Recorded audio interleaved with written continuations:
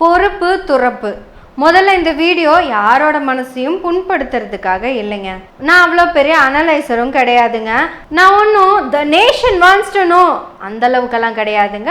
மக்கள் wants to know, அவ்வளோதான்.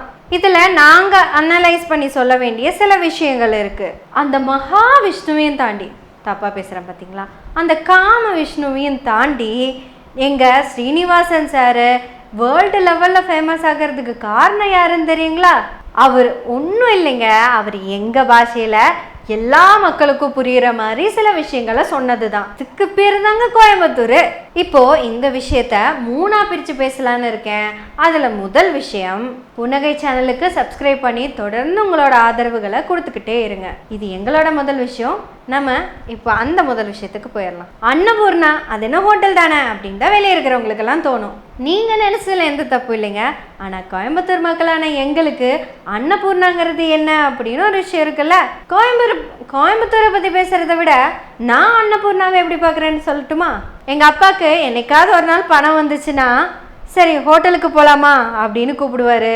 நாங்கள் சொல்லி 5 நிமிஷத்தில் கிளம்பியிருப்போம். கிளம்பி போகிறப்போ அன்னபூர்ணா வழியாக தான் போவோம். எங்களுக்கு தெரியும் அங்கே எல்லாம் கூட்டிகிட்டு போக மாட்டாருன்னு. அங்கே அவ்வளவு பெரிய பெரிய கார்லாம் நிற்குங்க. அத்தனை பேர் அங்கே சாப்பிட்ருப்பாங்க. அந்த ஹோட்டலில் கிராஸ் பண்ணி போகும்போதெல்லாம் ஒரு மாதிரி ஃபீல் ஆகுங்க, இங்கெல்லாம் நம்ம சாப்பிட்ற மாட்டோமா அப்படின்னு. ஆனால் அந்த அன்னபூர்ணாவை தாண்டி அந்த பக்கம் போய் ஒரு ஹோட்டலில் இட்லி சொல்லுவார், சாப்பிட்டு அப்படியே கிளம்பி வருவோம். எங்களுக்கு அந்த ஹோட்டலில் சாப்பிட்றதே பெரிய மகிழ்ச்சி தான். அப்படிப்பட்ட எனக்கு ஒரு நாள் எங்கள் அப்பா என்ன அன்னபூர்ணா கூட்டிகிட்டு போயிட்டாரு. நம்ம ஏஆர் ஆஸ்கார் அவார்டு வாங்கிட்டு எல்லா புகழும் இறைவனுக்கே அப்படின்னு சொல்லுவார்ல, அந்த மாதிரி தான் எல்லா புகழும் இறைவனுக்கேன்னு சொல்லிட்டு உட்கார்ந்தேன். அந்த சேரில் உட்காந்து அந்த டேபிளில் கை வச்சு மெனு சொல்கிறக்காக உட்காந்துட்டு இருந்தப்போ அப்படியே ஆஸ்கர் அவார்டு கையில் பிடிச்ச மாதிரி ஒரு ஃபீலுங்க. எங்கள் அப்பாவும் என்ன வேணும்னு கேட்டார். அப்பா இட்லி தான், எப்பவும் தானே அப்படின்னு தான் சொன்னேன். ஆனால் அப்பா அவரை கூப்பிட்டு ஒரு ரோஸ்ட்டு கொடுங்க அப்படின்னு தான் சொன்னார். அப்படியே ஒரு பொன்னிறமாக சுருட்டி அப்படியே முறுமுறுன்னு தொட்டு அப்படியே முறுமுறுன்னு உடஞ்சி விழுகிற அளவுக்கு பெருசாக கொண்டு வந்து கொடுத்தாங்க. முறையாக அவ்வளோ பெரிய தோசையை பார்த்தப்போ அது ஒரு ஃபீலாக இருந்துச்சுங்க. அது எப்படி சொல்கிறதுனே தெரில. அப்போ தான் எங்கள் அப்பா சொன்னார், இது தோசை இல்லை ரோஸ்ட்டு அப்படின்னு. சாரிங்க, கொஞ்சம் எமோஷன் ஆகிட்டு.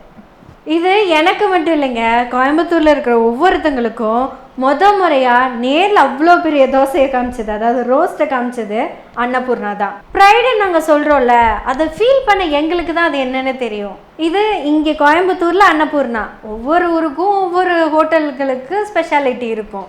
அது கொஞ்சம் நாங்கள்லாம் வளர்ந்து ஓரளவுக்கு டெவலப் ஆனதுக்கப்புறம், நீ இங்கே இருக்கிற அன்னபூர்ணா சாப்பிட்ருக்கியா, அங்கே இது செம்மையாக இருக்கும்டி அப்படின்னு சொல்லுவோம்.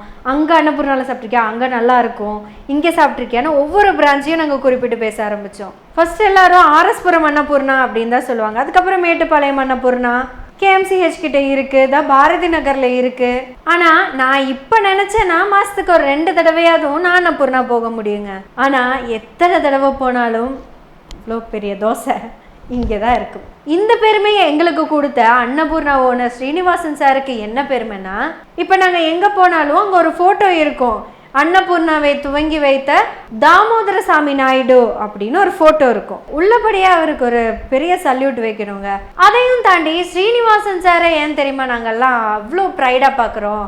ஏன்னா அவர் ஸ்ரீனிவாசன் மட்டும்தான். அந்த ஸ்ரீனிவாசன் சாரை, எங்கள் ஸ்ரீனிவாசன் சாரை நீங்கள் மன்னிப்பு கேட்க வச்சது, நீங்கள் அவமானப்படுத்துனது ஸ்ரீனிவாசன் சாரை மட்டும் இல்லை, நான் ஏங்கி சாப்பிட்ட என்னோட இவ்வளோ பெரிய தோசையை தான். கோயம்புத்தூரில் இருக்கிற ஒவ்வொருத்தங்க வாழ்க்கையிலையும் அன்னபூர்ணா இருக்குங்க. அப்புறம் சொல்ல மறந்துட்டேங்க, தொப்பி ரோஸ்ட்டு. இப்படி தொப்பி ரோஸ்ட் வந்துச்சு, சாக்லேட் ரோஸ்ட் வந்துச்சு, சாம்பார் இட்லி வந்துச்சு. அவங்க சாம்பார் வேறு லெவலில் இருக்கும். பருப்பு பொடியும் நெய்யும் எங்கள் ஆஃபீஸ்க்கு யார் வந்தாலும் அங்கே தான் கூட்டிகிட்டு போய் சாப்பிடுவோம். அவங்கெல்லாம் அது எங்களுக்கு பார்சல் கிடைக்குமானெல்லாம் கேட்பாங்க. ஆனால் இத்தனை வந்தாலும் நான் சாப்பிட்ட அந்த முதல் பெரிய ரோஸ்ட்டு. நான் சொன்னேன், இந்த முதல் விஷயத்த முடிச்சிடலாம். எங்கள் அன்னபூர்ணாங்கிறது தாமோதர சாமி நாயுடு ஆரம்பித்த ஹோட்டல் கிடையாது. ஸ்ரீனிவாசன் சார் வழி நடத்திட்டு இருக்கிற ஹோட்டலும் கிடையாது. கண்டிப்பாக அவங்களோட 3வது தலைமுறை இந்நேரம் ஹோட்டலுக்கு வந்திருப்பாங்க. 30 தலைமுறையே வந்தாலும் அன்னபூர்ணாங்கிறது நாங்கள் தான். இது அவர் வியாபாரமாகவும் பார்க்கல, நாங்கள் அதை வியாபார ஸ்தலமாகவும் பார்க்கல. எங்கேயோ போயிட்டு இருந்த எங்களை உள்ளே வந்து சாப்பிடுங்க, இங்கே சாப்பிட்டா பெருமை அப்படின்னு ஃபீல் பண்ண வச்சாரல்ல, இதில் அவர் பெருமைப்பட்டாரா இல்லையாங்கிறதெல்லாம் எங்களுக்கு தெரியாது. ஆனால் எங்களுக்கு அது எங்கள் அன்னபூர்ணா சரி, முதல் விஷயம் முடிஞ்சது. இப்போ நம்ம ரெண்டாவது விஷயத்துக்கு வரலாம். அட ஒன்றும் இல்லைங்க, ஜிஎஸ்டி கருத்து கூட்டங்கிறதுல என்ன பேசுவாங்க என்ன கேட்பாங்கன்னு நமக்கு தெரியாதா? அவங்க பிஜேபி வாழ்க மோடி வாழ்க, உங்களால தான் நாங்கள் உயிரே வாழ்ந்துட்டு இருக்கோம் அப்படின்னு சொல்றவங்களையெல்லாம் கூப்பிட்டு தான் கருத்து கூட்டமே நடத்துவாங்க. இது ஓப்பன் கருத்து கூட்டம் இல்லை அப்படிங்கிறத நம்ம முதல்ல முடிவு பண்ணிக்கலாம். எங்க ஸ்ரீனிவாசன் சாரும் முதல்ல வந்ததுமே அதைத்தான் சொல்லியிருக்காரு. அதையும் தாண்டி அவர் ஒரு விஷயத்த பேசியிருக்காருல, அதுக்கு என்ன காரணம் தெரியுமா? அவரும் முதல்ல அதைத்தான் பேசினாரு. அதையும் தாண்டி அவருக்கு நல்லா தெரியுங்க உங்களோட டிமானிட்டைசேஷனும் ஜிஎஸ்டியும் கோயம்புத்தூரை எப்படி மாத்தி வச்சிருக்குன்னு. குறைந்தபட்சம் ஒரு 50,000 தொழில் கூடங்கள் மூடப்பட்டிருக்கு கோயம்புத்தூர்ல மட்டும். யாருன்னு தெரியுங்களா? நான் முதல் தடவையா அன்னபூர்ணாவை கடந்து போகும்போது அங்க காரு நின்றுட்டு இருந்தது இல்லைங்க, அந்த 100 காரு இப்ப அங்க நிக்கிறது இல்லைங்க.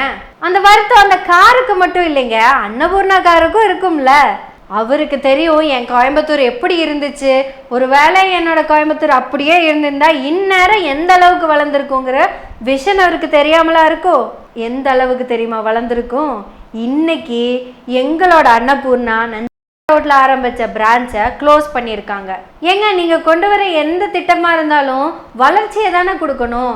ஆனா முதல் முறையா எங்களோட அன்னபூர்ணாவோட ஒரு பிரான்ச் இப்ப மூடப்பட்டிருக்கு. அது வெறும் ஹோட்டலோட பிரான்ச் கிடையாதுங்க, எங்களோட உணர்வு, அங்க வேலை செஞ்சுட்டு இருந்தவங்களோட உழைப்பு. அந்த பிரான்ச் ஏன் மூடப்பட்டது அப்படிங்கிறதுக்கான காரணம் ஸ்ரீனிவாசன் சாருக்கு தெரியும்ல.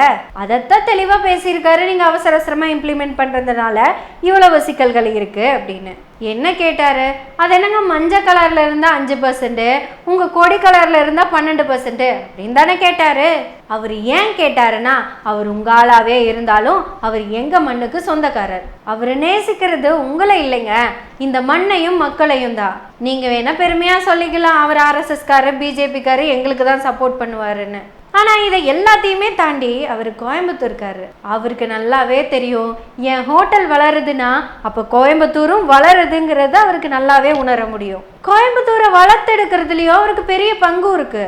அவர் சொல்றதை கேட்டு அதுக்கான பதிலை கொடுத்துருக்க வேண்டிய நீங்க என்ன ஆயுதத்தை தெரியுமா கையில எடுத்தீங்க? நாங்கள்லாம் ஒரு பொம்பளைங்கோ, நாங்க பொம்பளைங்கிறதுனால தானே இத்தனை கேள்வி கேட்டீங்கோ. இது ஒருவேளை இந்த இடத்துல ஒரு ஆண் இருந்திருந்தா இதெல்லாம் கேட்டிருப்பீங்களாங்கோ. ஏங்க, மஞ்சள் பூந்திக்கு 5, ஆரஞ்சு கலர் பூந்திக்கு 12, அது ஏன்னு கேட்கறதுக்கு ஆண் பெண்ணெல்லாம் தேவையில்லை, ஜிஎஸ்டி கவுன்சில் கிட்ட தான் கேட்டிருக்காங்க. வானதி மேடம், நான்லாம் உங்களை எந்த அளவுக்கு தெரியுமா வச்சு பார்த்துருந்தேன்.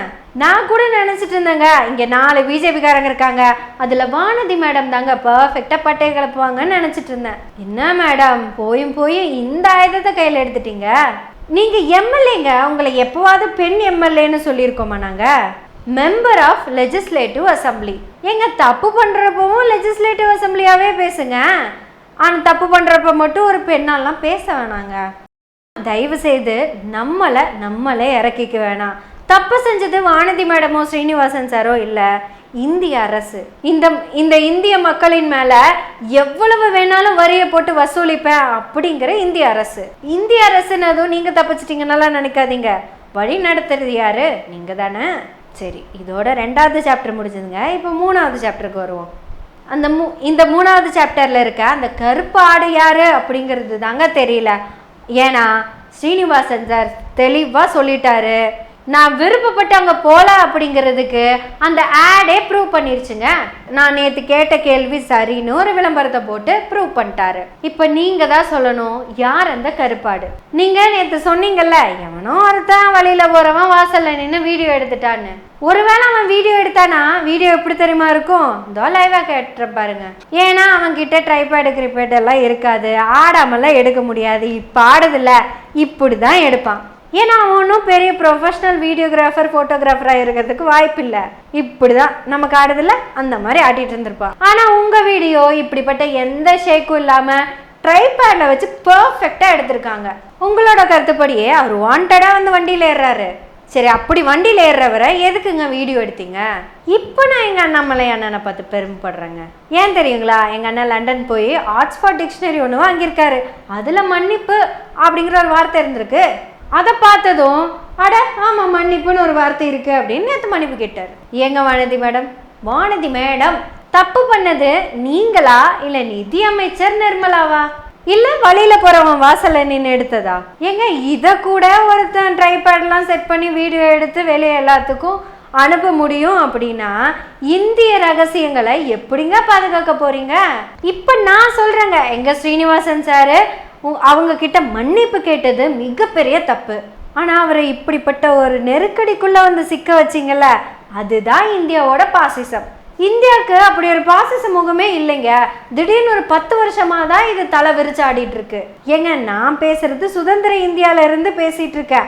அதுக்கு முன்னாடி இதை விட மோசமா தான் இருந்தது. ஸ்ரீனிவாசன் சார், முதல் முறையா நீங்க பேசினப்ப திட்டினதும் நாங்க தான். ஏன்னா நம்ம மக்களோட நன்மைக்காக ஜிஎஸ்டியை குறைச்சு கொடுங்கன்னு சொல்லாம உங்களோட வசதிக்கு வேண்டி எல்லாம் நார்மலா ஏத்தி கொடுங்க அப்படின்னு சொல்லிட்டீங்க.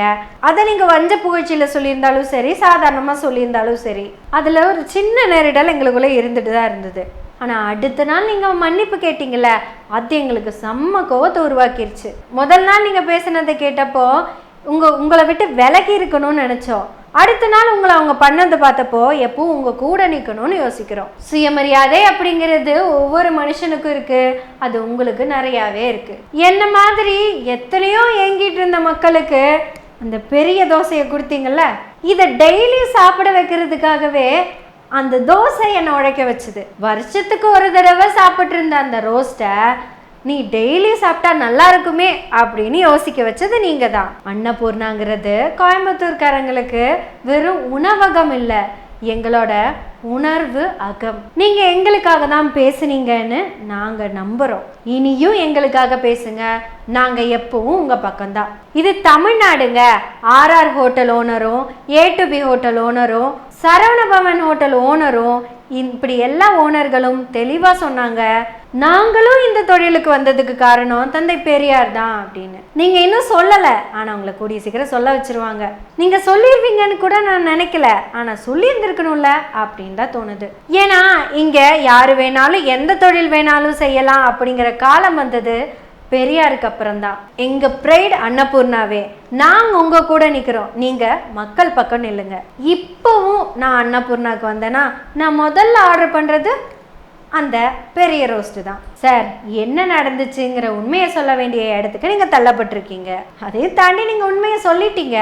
சார், உங்க ஸ்வீட் பன் ஆடு சூப்பரான பன்னு சார், அவங்களுக்கு பன்னு கொடுத்துருச்சு சார்.